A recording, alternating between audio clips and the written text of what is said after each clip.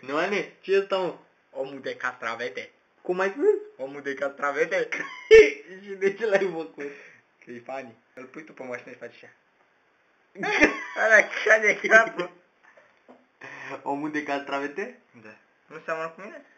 Ba da, tu l-ai făcut? Nu, eu l-am făcut. Să ți vedem fața.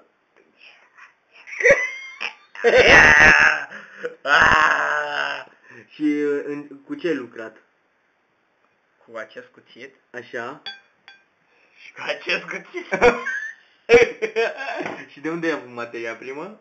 Gata! A căzut capul! Și gât. Capul și gâtul? L-a pus. Aia, a căzut mandibula. Și are și scame.